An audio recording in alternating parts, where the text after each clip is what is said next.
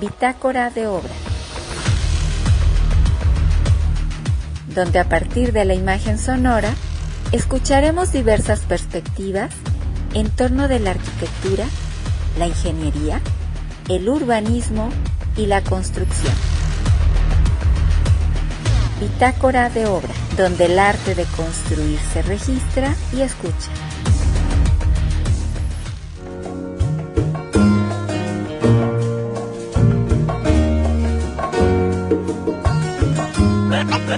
Vengo de donde hay frutillo, tabaco y caña, donde el sudor del guajillo hacia la tierra soñar. Soy de Cuba, lo que impuso y que se pega, y cuando llega no despega, pega lo que puso el ruso en el discurso que con país segundo puso entre tus secas.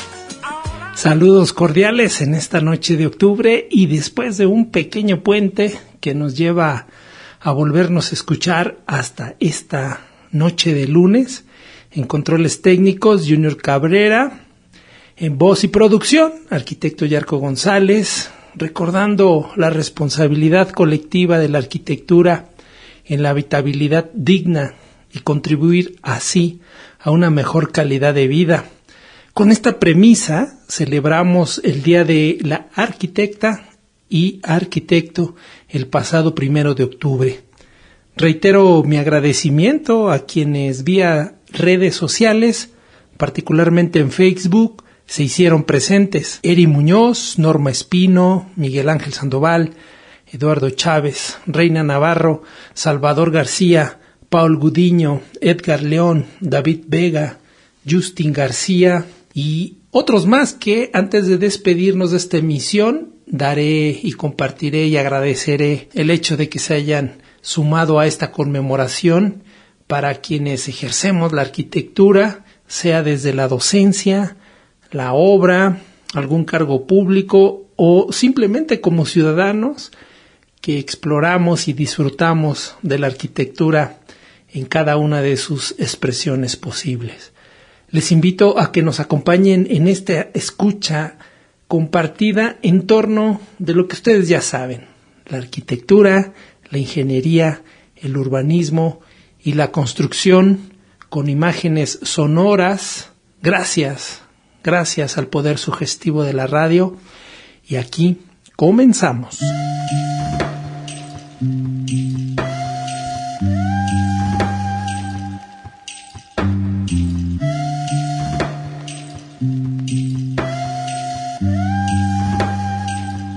En el marco de la 111 Reunión Nacional Conmemorativa del 60 aniversario de la fundación de la Asociación de Instituciones de la Enseñanza de la Arquitectura de la República Mexicana, ASINEA, celebrada del 11 al 13 de septiembre del 2024 en la Universidad de Guanajuato, el maestro Carlos Fonse, director de Inclusión Social del Instituto Guanajuatense para las Personas con Discapacidad del Estado, planteaba nuevas ventanas de oportunidad para hacer arquitectura. La experiencia arquitectónica de ir de un piso a otro, a través de la escalera o a través del elevador, es diametralmente opuesta. ¿Cómo pensamos que se disfruta la vida cuando no se camina, cuando no se ve, cuando no se escucha, cuando se comprende poco? Ese es el reto, no las barreras a las que nos enfrentamos. Digamos, es el conocimiento mínimo que necesitamos es no poner barreras. Pero eso está bien para alguien que no es arquitecto o arquitecta. Para nosotros, el reto es cómo hago un espacio verdaderamente disfrutable para todas las personas. Y vaya que ahí tenemos un gran espacio para redescubrir nuestra profesión y encontrar nuevos argumentos, nuevos pretextos para descubrir otra forma de diseñar. El maestro en diseño arquitectónico, maestro en política y gestión pública, maestro en diseño universal, planteaba la pregunta: ¿cuánto es la vida útil de un edificio? Y realiza una vinculación con un fenómeno más presente en nuestros días. Escuchemos. Esta vida útil, estas decisiones que nosotros tomamos, y particularmente en economías como México, en donde los recursos no es que sobren, habitualmente lo que se hace, así se queda, ¿cierto? Entonces, tenemos una mayor necesidad de contribuir a que el gasto, particularmente cuando es gasto público, sea extremadamente eficiente y eficaz. Y una de esas formas es hacerlo realmente para todas las personas. Cuando se hacen las preguntas en el censo de población, se pregunta ¿qué tanta dificultad tiene usted, por ejemplo, para ver aún usando lentes? Y las opciones son 4. No tengo ninguna dificultad, tengo poca dificultad, tengo mucha y total dificultad. Y habitualmente el grupo que se entiende como personas con discapacidad es el de mucha y total dificultad. Pero francamente, entre arquitectos, eso es lo de menos. Lo que nos interesa es observar cómo es el funcionamiento de las personas. Lo que sabemos a través de esta gráfica, que además ilustra por grupos de edad, y entonces vemos cómo fluctúan y cómo se distribuyen por grupos etarios y por funcionamiento. En este caso son los que respondieron mucha y total dificultad en la vida diaria. Y entonces, de estas 6 millones de personas, yo les puedo decir que es la línea negra que está por ahí, que empieza por arriba del 30%, luego baja y a partir de los 60 años vuelve a subir y termina como en el 40%.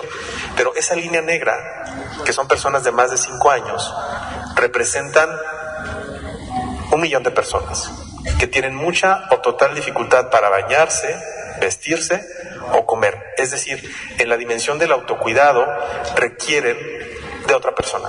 Es decir, su funcionamiento está asociado a otra persona. La gráfica sobre la dificultad para subir, caminar, subir o bajar. Vean cómo va progresivamente incrementando en el tiempo y particularmente se acusa en los 60 años y más, en donde todas las curvas tienden a subir, ¿cierto? Bien. Ahora vamos a ver en la línea de tiempo la misma gráfica de segmentos de edad y dónde estamos.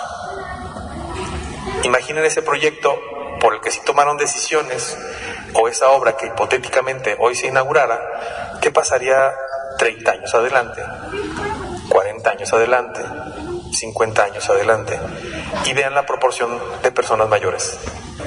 Las decisiones que vamos tomando impactan en nosotros para empezar, porque esas generaciones que vemos allá de muchas personas mayores son muchos jóvenes de los que están aquí, y cuando tenemos alguna dificultad en las casas, hay una segunda característica que tiene esta sociedad, es que tiene una red familiar más corta. Mi abuela, la última que falleció antes de la pandemia, hace 6 años, murió acompañada de los 34 nietos, sus 13 hijos y amistades, y vivió tremendamente acompañada. Y cuando había algún desperfecto en la casa, siempre había alguien para ayudarle. ¿Quién nos ayudará con los desperfectos en casa? 4 millones tienen dificultades que tienen que ver con escalones, ampliar sanitarios, ensanchar puertas, colocar barras de apoyo. Son cosas que tienen que ver con la accesibilidad, ¿sí? Y entonces, hace un rato comentaba con la arquitecta Belia, una casa que no es accesible es un problema de diseño. Y todos aquí nosotros, yo estoy seguro que tenemos la posibilidad y la capacidad de resolver. Pero 4 millones de casas que no son accesibles, ese es un problema público. Y entonces necesitamos de otros espacios de intervención para que desde nuestro saber podamos colocar eso en la agenda pública y saber que eso es un problema que necesita ser resuelto. Y entonces ahí tenemos otra ruta de trabajo muy importante. Además del aprendizaje, el posicionar los problemas sobre los que nosotros tenemos capacidad de resolver.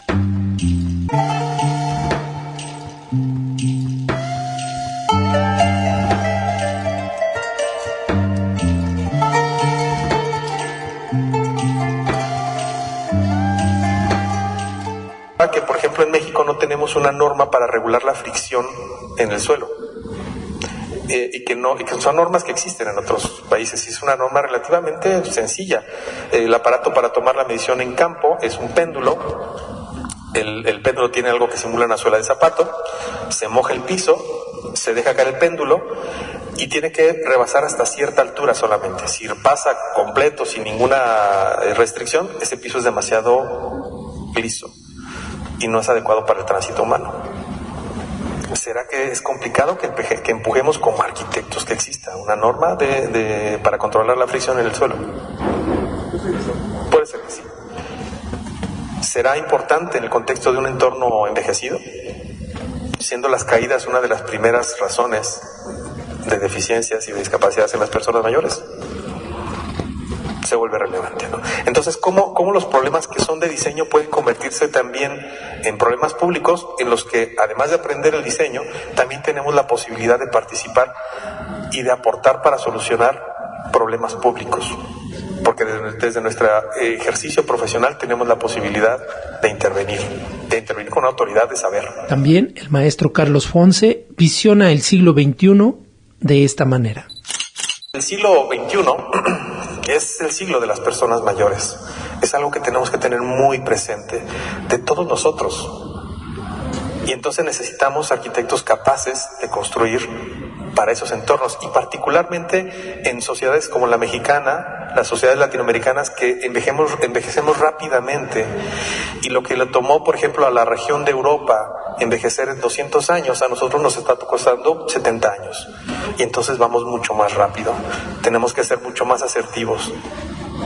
Claro, tenemos muchas referencias para tomar buenas prácticas y aprender más pronto, pero lo necesitamos, ¿sí? Necesitamos, porque entonces nuestras ciudades serán nuestras propias barreras. Si ustedes quieren saber si un reglamento de construcción que hable sobre accesibilidad está actualizado o no, simplemente hay que revisar la definición de accesibilidad. Si la refiere como un hecho para las personas con discapacidad, está desactualizado, porque en realidad la accesibilidad aporta un dato de calidad y seguridad para todas las personas. Lo que es importante conocer es que la accesibilidad tiene, tres grandes dimensiones. La edificación, en la que, mucho nos toca a nosotros, y la edificación podríamos, en grandes grupos, edificación en vivienda, espacio público, cualquier edificación que no tenga estos destinos, el transporte, y la información y la comunicación. Y hay cosas que no nos tocan a nosotros. De nosotros no depende que haya o no un intérprete en lengua de señas. No nos toca, ¿no? Es información, o que la página web de un sitio sea accesible, eso no nos toca. Pero todo lo que está en el entorno físico y la interfaz con el transporte, eso sí, vaya que nos toca. Y vaya que ahí hay una gran cantidad de información y de espacios para explorar. Desde su perspectiva, el maestro Fonse identifica desafíos de la accesibilidad. Decía un arquitecto de Nuevo León, un amigo, Guillermo Vilchis, quien es de Nuevo León, tal vez hayan sabido de él. Él decía que había 4 escalones. Cuando hablabas de accesibilidad, hasta ponía su gráfica de los escalones. Decía, el primer escalón con la accesibilidad es el de la incompetencia inconsciente. La frase es: no sé que no sé. El siguiente escalón, decía, es la incompetencia consciente. Eso lo debería saber y no lo sé. Y luego decía, el siguiente escalón es la competencia consciente, en donde no lo tengo por formación, no lo aprendí, pero lo inserto. Y entonces busco referencias y trabajo para que esté presente en todos los momentos de mi proceso de diseño. Y el cuarto escalón decía, cuando ya se nos hizo costumbre, lo hago de manera inconsciente. Entonces, claro que la meta es llegar a ser inconscientemente competentes, ¿no? ¿Por qué? Porque cuando nosotros pensamos en todas las personas, en el fondo es una reflexión ética del ejercicio, y preguntarnos quiénes son las personas, qué es lo bueno, qué es lo justo, qué es lo políticamente adecuado. ¿Cómo entiendo la diversidad del ser humano antes de cualquier autoadscripción? Porque no es que yo me levante, hoy me levanto como, me autoadscribo como una persona que no camina. Pues no camino y punto. No veo y punto. No veo, no escucho con toda claridad, no comprendo con toda claridad. Y eso es algo que es inherente a mi naturaleza humana. Y desde esa posición de entender el ser humano con toda esa diversidad de funcionamientos, es que yo necesito comprender cómo hago algo adecuado para este ser humano tan diverso en su manera de funcionar. Entonces ahí tenemos un tremendo reto.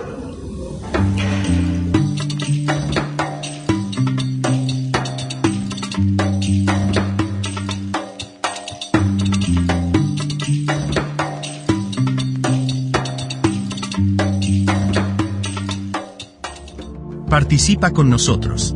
Mensajes de voz al WhatsApp 443130 4330. Correo electrónico bitácoradeobraradio@gmail.com.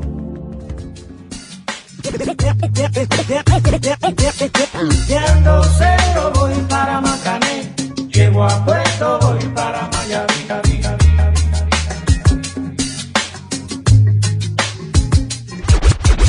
Vengo de donde hay un río, tabaco y caña federal, donde el sudor del guajiro hacia la tierra soñar.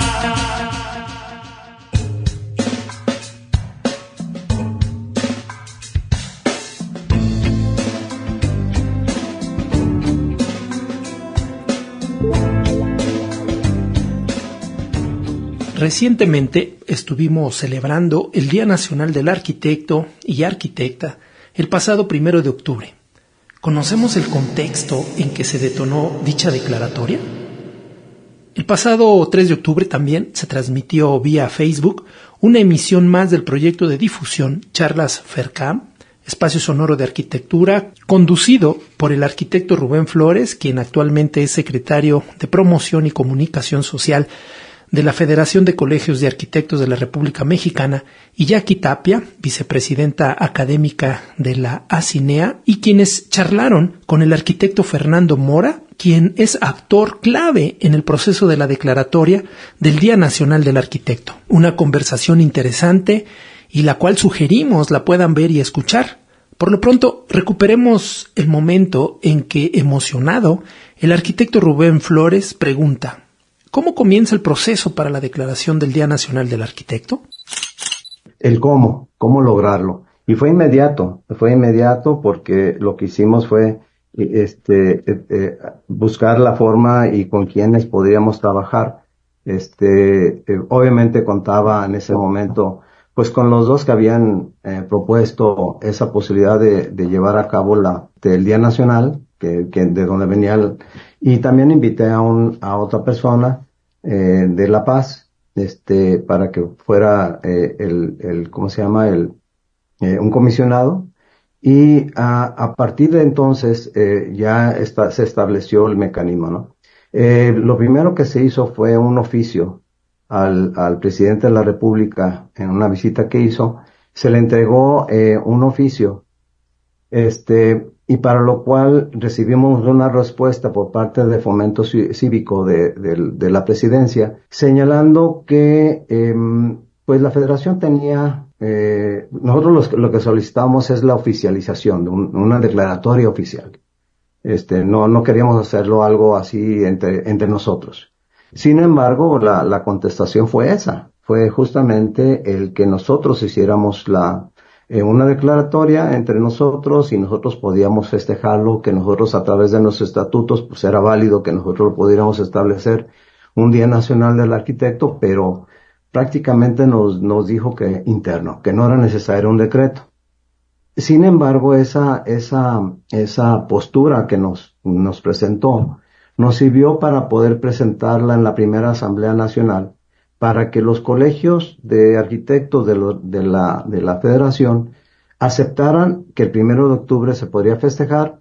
Y primeramente lo que hicimos en ese 2003, porque se aprobó en julio de 2003, lo que se hizo fue celebrar en todos los colegios. Porque una cosa que nosotros vimos era que era preferible no juntarnos en un lugar y festejarlo ahí sino que se replicara en todos los colegios del país. Y en ese entonces había alrededor de 70. Entonces, 70 colegios en donde nosotros lo que veíamos era, 70 réplicas del Día Nacional del Arquitecto. En la primera ocasión, así se hizo, no sé si se alcanzaron a hacer en todos, pero había mucho fervor en ese sentido.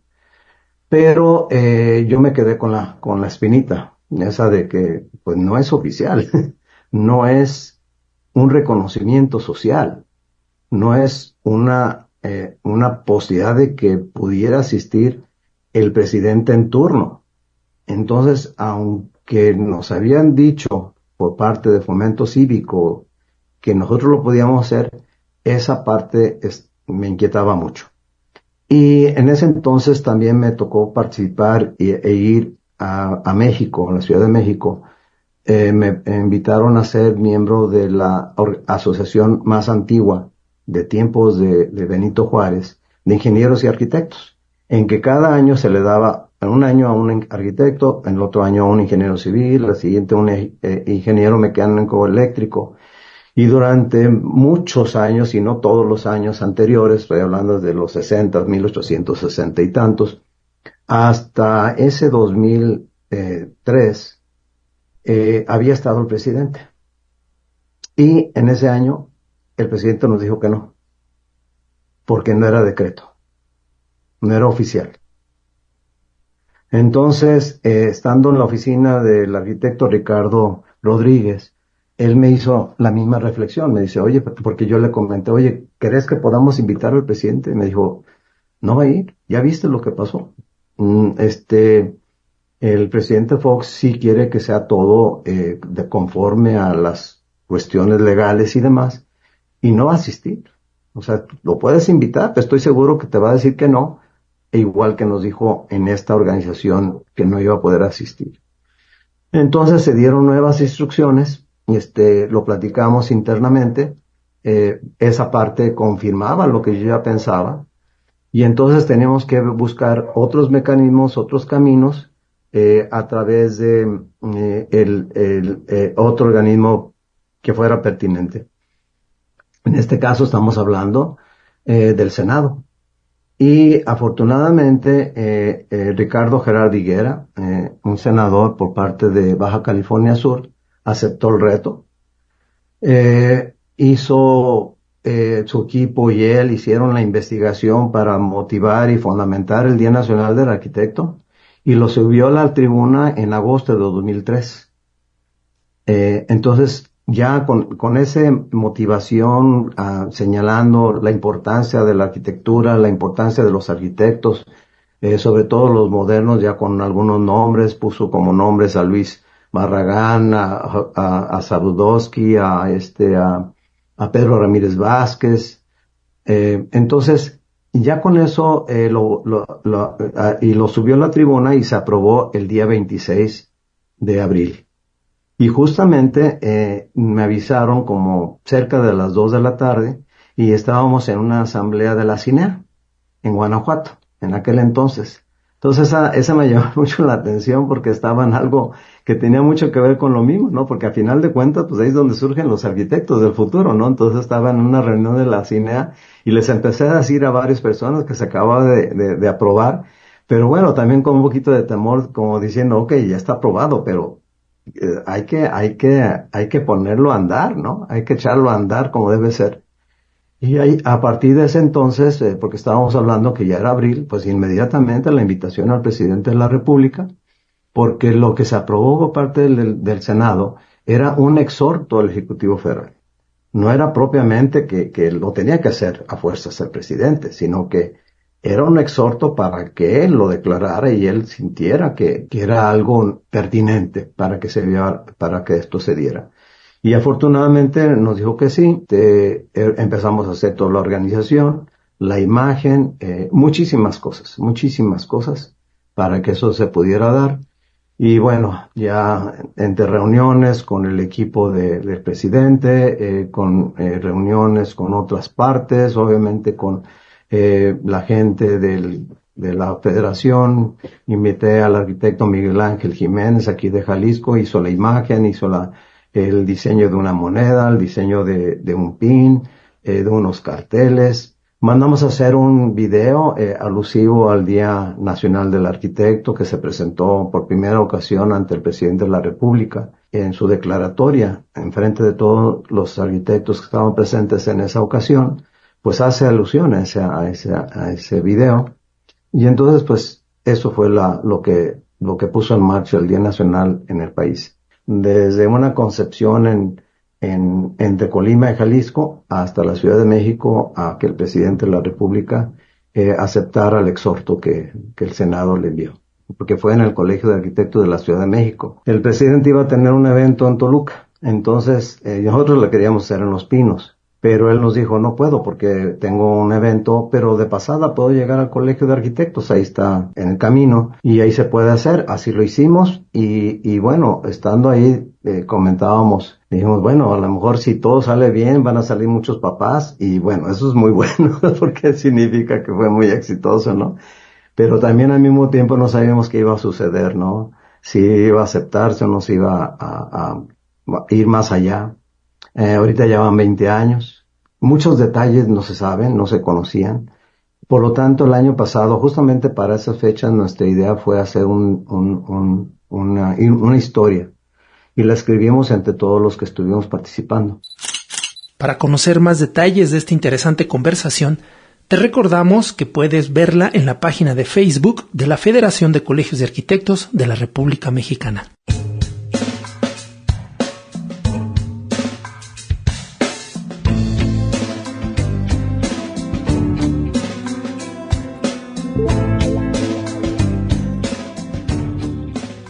Antes de cerrar esta emisión, mencionar mi agradecimiento y reiterar también mis felicitaciones en esta celebración del Día Nacional de la Arquitecta y Arquitecto llevado a cabo el pasado 1 de octubre.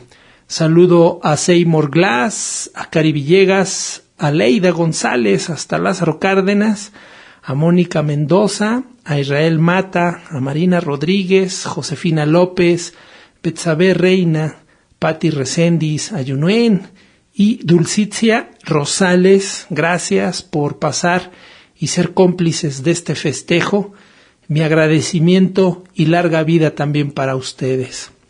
Continuemos trabajando cada uno desde nuestra trinchera en esta fascinante disciplina que es la arquitectura, el urbanismo y la construcción, sin dejar de mencionar a las ingenierías que en colectivo sabemos se logra lo que estamos festejando, una habitabilidad digna y juntos poder detonar una mejor calidad de vida a quienes habitamos cada una de nuestras ciudades. Agradezco a Junior Cabrera en controles técnicos del 104.3 de FM, Radio Nicolaita, voz y producción, Yarko Miriel González. Un gusto poder haber coincidido. Les esperamos el próximo lunes a partir de las 22 horas para continuar ejerciendo esta actividad de la escucha colectiva desde el lenguaje radiofónico universitario y, por supuesto, la compañía.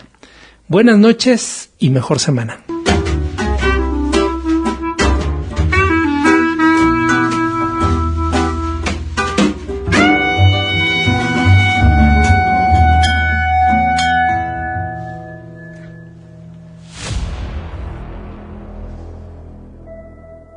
Bitácora de obra,